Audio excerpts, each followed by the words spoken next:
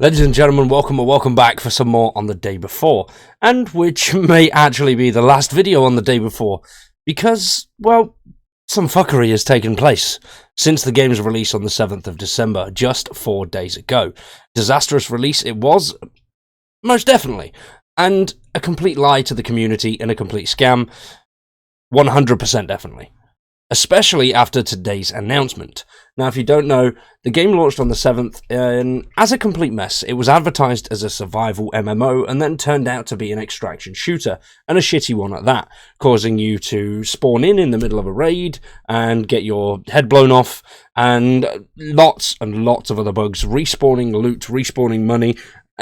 Anything that you could think of with this game has gone completely tits up and was a complete lie. They basically made a vertical slice which they could show to trailers and investors, and then all we got was a asset flip city, which is quite interesting. Now, the day before is currently sitting on Steam with 19% of positive reviews, so overwhelmingly negative.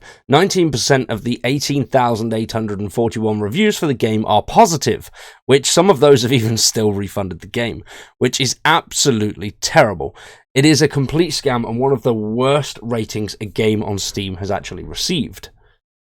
But on the 8th, things looked a little bit, well, they looked a tiny bit promising, and I mean an absolute minuscule, with a massive performance hotfix which addressed loads of the issues that were available on day one, which was good, and it seemed like, okay, they might actually be working on this one. And then there was nothing on the 9th and the 10th. And then on the 11th, we got a little something else, but we'll go over that in just a second. Now, a day after the launch, this was posted on Reddit. If you dive a little deeper, you can find that the actual city map itself is a $300 asset flip off the Unreal Engine store called American City Packs Bundle, which was first released in August of 2021, completely invalidating the claim that the game was in development for over 4 years. Nearly all the buildings in the north and south of the map are inaccessible, and there are actually almost no zombies. And as I've mentioned in a previous video, the actual server loads on that first day took almost 2 hours for me to get into a game, followed by quite a lengthy tutorial process, which took between 15 to 40 minutes, depending on what you were doing, if you were running around and figuring things out between, or if you went straight on through it, which definitely eats up a big chunk of that 2-hour window on Steam's refund policy. Now, that 2-hour refund policy, it does look like they were trying as hard as they can to keep people in for those 2 hours, and that way negate the refund policy, trying to keep a big chunk of the profits. Now, it does seem like at least 50% of the over 200,000 sales were refunded, but even still, that is a big old bag. So they sold 201,000 units, and then refunded was 109,000. So they still made almost 50% of that. Now, going at the prices, if they did sell that 91,000 at around $40 each, they made over $3.5 million. That's if there's no other things. I don't know. There's obviously Steam's cut of that as well, which I don't know what that is. I'm not 100% sure.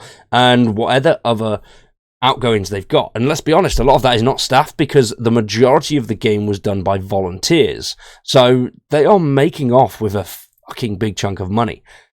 And the reason they're making off with it is because today they announced this. This was a letter posted to their Twitter at around about 5:30 on the 11th of December.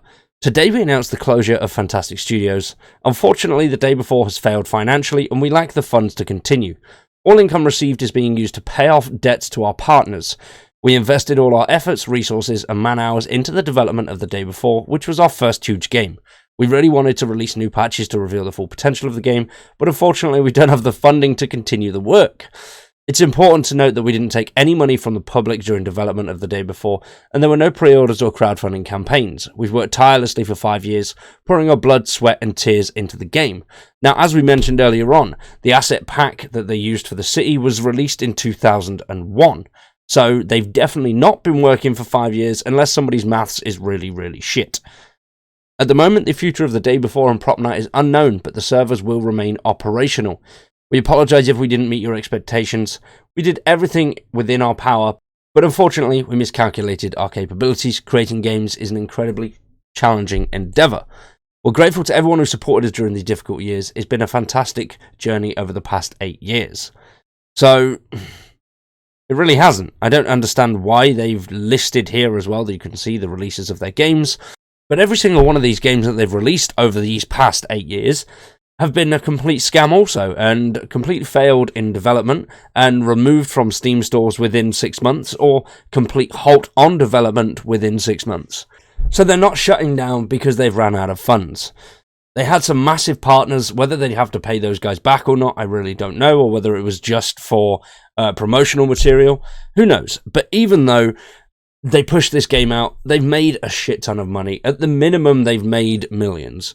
So that's an insanely thought out scam.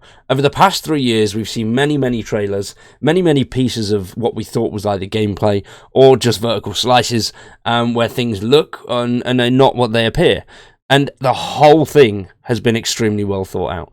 Has it been a scam from the start, or has it just been a development team that got way in over their head and couldn't pull off something, but were tied into partners, so they had to release something? I completely think it's the first one. There will be a few people out there that say it is not the first one and it's the second one. There are so many people absolutely creaming over this game and the actual development studio behind it, which is disgusting, the way that they've been treating the community over the past few years. As well as this, they also deleted their Discord server as they posted this letter. This letter went out and their Discord server went down, so they knew what they were doing. They were grabbing the money and they were running. How deep it goes is yet to be seen. There'll definitely be some videos on YouTube going over all sorts of shit that these guys have been doing. If you do want to see a very detailed history of the day before and the studio itself, I'd recommend checking out Kira TV. He's a big creator. He does a lot of stuff like this and goes into scams. Really cool, the stuff that he does. So definitely check him out. He's been covering the day before. He's where I first heard of the game. But with that, we're going to wrap that up. And this will probably be the last video on the day before. Am I disappointed? Yes. 40 quid down the drain. Oh well, I lost money on Dead Matter 2. I'm a sucker for good games, you know. Companies put out a game that people really... And it does tug at that little place in a gamer's heart where they think that game looks amazing and that's what I've wanted and that's a game that I'll play forever. And it turns out that a lot of the games that are like that are complete scams, which is a shame. It is a massive shame. And hopefully these guys are completely blacklisted from any sort of game development in the future, and people do not fall for the same shit again, because over the past few years, that is what has gave these guys the bollocks to go and do what they've done.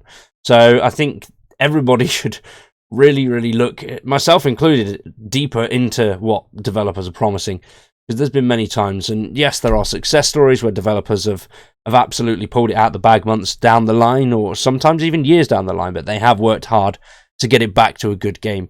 And then there are the bad apples like this that are just out to absolutely scam people, and it's disgusting. For now though, ladies and gents, we're going to wrap it up there. Thank you for watching. Hopefully you've enjoyed. If you have, drop a like on the video and stick around for much more content. We upload on this channel and our secondary channel, which covers mainly Starfield. So if you do want to check that one out, I greatly appreciate it. If you want to support the channel a little bit further, consider becoming a member. For now though, I've been Wyatt. You've been awesome. Thanks for watching, and we'll see you in the next one.